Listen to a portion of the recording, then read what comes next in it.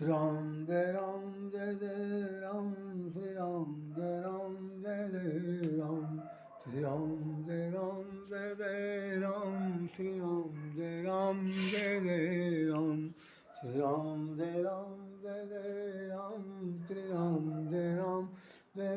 राम श्री राम जय राम श्री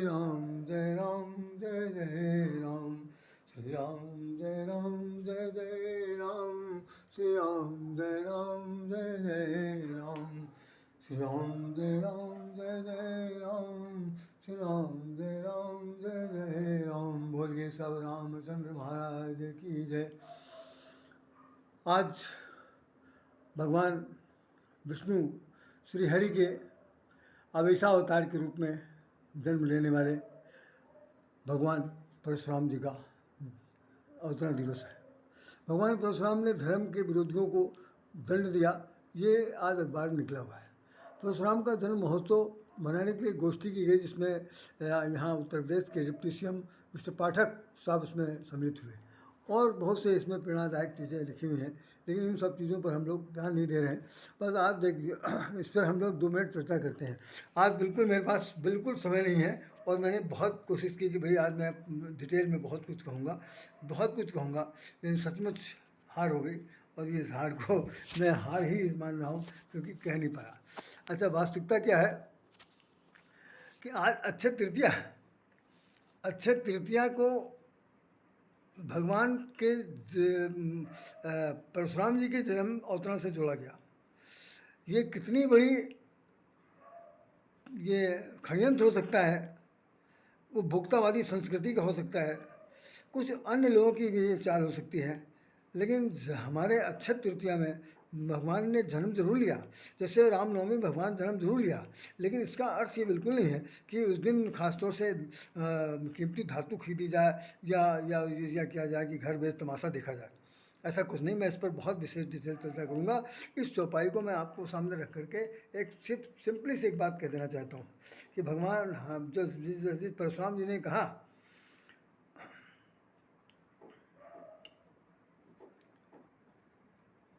बाल ब्रह्मचारी यति कोई अविश्वविदित क्षत्रिय कुलद्रोही। इसी बात को अंडरलाइन कर लीजिए कि विश्वविदित क्षत्रिय कुलद्रोही, ये वो अपने मुखार मुझसे खुद कह रहे हैं। और दूसरी तरफ यहाँ भी लिखा जा रहा है, और भी लोगों ने लिखा है, जिस पर गोस्वामी जी ने जितनी ज़बरदस्त चर्चा की है।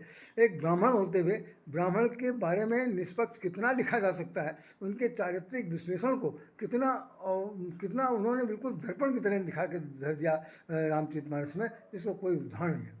यहाँ तक कि भगवान के सामने भगवान खड़ा है, एक भगवान परशुराम है, दूसरा भगवान राम है, और वो कह रहे हैं कि नाम राम लघु, नाम हमारा। मेरा नाम तो छोटा सा नाम है भाई, राम है, आपके हाथ में फरसा है, अब तीर कमान आप लिए तो आप तो बड़े हैं। तो जो भगवान पारब्रह्म है, जिसने खुद ही दूसरा स्वरूप अपने सामने धारण किया है, वो जनता जनार्दन के बीच जब अपना चारित्रिक विश्लेषण दिखलाता है तो ये कहता है कि भाई मेरा नाम राम लघु, नाम हमारा बहुत छोटा सा नाम है और आपका बहुत बड़ा नाम है। और दूसरी चीज़ ये है कि भाई आपने तो भाई फरसा ले रखा है, आपने जो ब्रह्मचारी का वेश धारण कर रखा, यहाँ पर आप आए हुए हैं अस्त्र शस्त्र धारण किए हुए, इसलिए सब लोग डरे जा रहे हैं। तो उसमें एक चौपाई लिखी हुई है जिसको मैं कल भी चर्चा करूँगा आपसे, आज तो मेरा समय नहीं है। उसमें लिखा है, जो अवतेव तुम मुन की अनाई, जो अवतेव तुम मुन किए नाई, रज पद रज धरते वो शीस गोसाई। अंडरलाइन कर लीजिए, कितना गजब की बात उन्होंने कह दिया भगवान राम ने। यदि तुम आते, जैसे संत महात्मा आते हैं, ऋषि मुनि आते हैं, पूजनीय लोग आते हैं, ख़ास तौर से जो हमारे जीवन के बहुत बड़े हम सब लोगों के जीवन के लिए एक बहुत बड़े पूजनीय आदरणीय जो आते हैं, तो उनके चरणों तक पान करने के लिए, उनके चरणों में साष्टांग दंडवत करने के लिए पूरे समाज का समाज दौड़ जाता है। तो कह रहे हैं कि मैं आपके चरणों की रज को सिर पर धरता, जो अवतो मुन की नाई, पद रज धरते हो शीश गोसाई। इस शरीर पर मैं सिर पर धारण करता, लेकिन आप उस रूप में नहीं आए। आप तो लड़ने के उद्देश्य आए और क्षत्रिय को ललकार रहे। बार बार आप कह रहे हैं कि मैंने क्षत्रिय कुलद्रोही। अरे भाई, क्षत्रिय के सामने क्षत्रिय से ऐसी बात की जाएगी? समझने वाली बात। चलिए हम लोग इस पर कल डिटेल में चर्चा करेंगे। आज सिर्फ इतने हैं कि जो अक्षय तृतीया है वो अक्षय तृतीया बिल्कुल इसलिए इस रूप में न स्वीकार किया जाना चाहिए। मान लीजिए जिससे अच्छा माने 6 महीने नष्ट होना, मैंने नहीं, जिसका कभी नष्ट नहीं हो सकता। मैं कह रहा हूँ अक्षय तृतीया के दिन कितने लोग जीते, कितने लोग मरते? अक्षय का क्या तात्पर्य है? कितने लोगों का नाम अक्षय अक्षय रखा हुआ है और उन लोगों की सबसे पहले मृत्यु हुई थी। तो अक्षय से क्या तात्पर्य है? अच्छे से तात्पर्य सिर्फ केवल पंडितों ने तो सिर्फ यही कहा कि भाई इस दिन कोई पूजा पाठ किया जाएगा, जैसे दान दक्षिणा दी जाएगी, शादी विवाह कर लिया जाएगा या कोई ऐसा मांगलिक कार्य कर लिया जाएगा, तो उसमें किसी से पूछने जाने की जरूरत नहीं है। बिल्कुल कहना चाहिए वो मान्यता प्राप्त है। यहाँ तक तो समझ में आता। अब उसमें ज्वेलर्स की क्या ज़रूरत है कि भाई आप अभी कल अखबार में पढ़ेंगे कि कम से कम हज़ारों टन चांदी और सोना बिक जाएगा। लोगों के दिमाग में इतनी खलबली मचा दी गई है कि इसके दिन खरीदने से, इसके दिन खरीदने से। मैं तो एक बार चैलेंज करना चाहता हूँ, जैसे अक्षय तृतीया आज का अक्षय तृतीया कल 2, परसों 3, 4, इसलिए 365 दिन अक्षय तृतीया बना दीजिए। ऐसा कर सकते हैं? नहीं कर सकते। जब हर दिन खत्म हो रहा, हर दिन तृतीया की चतुर्थी पंचमी आ रही है, तो अक्षय तृतीया का क्या का मतलब है?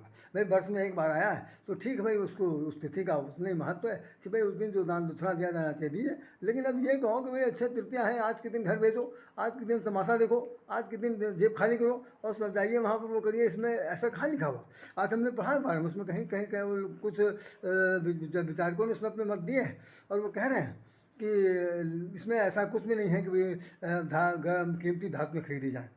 आप मिट्टी का कलसा भी ला सकते हैं और मिट्टी का पात्र ला सकते हैं और दान देने के लिए चीज़ें लाई जा सकती हैं। लोहे की चीज़ें खरीदी जा सकती हैं, तांबे की चीज़ें खरीदी जा सकती हैं। और वे खरीदे किस लिए जा सकती हैं? मैं तो इसी बात को कल बताऊंगा आपको कि समझा नहीं आ सकता। आज यहीं पर इसको विराम देते हैं। आप यूँ समझ लीजिए कि परशुराम जी साफ साफ कह रहे हैं कि मैं बाल ब्रह्मचारी, फिर सुनिए, बाल ब्रह्मचारी अति कोही बाल ब्रह्मचारी अति कोही और विश्व विदित क्षत्रिय कुल धोई। पूरे विश्व को मालूम है कि मैं कितना बड़ा कुलद्रोही हूँ। ऐसा कहना एक समाज के सामने एक चारित्रिक विश्लेषण को अगर किया जाए कि चरित्र के का संदेश दिया जाए, तो मैं समझता हूँ कि कहीं ना कहीं पर ऐसा लगता है कि कुछ भूल हो रही है कहने में, परिचय देने में। और वो परिचय देने का तात्पर्य संदेश क्या जाएगा, ये समझना चाहिए था। चलिए इन शब्दों के साथ राधे श्याम, राधे नमस्कार।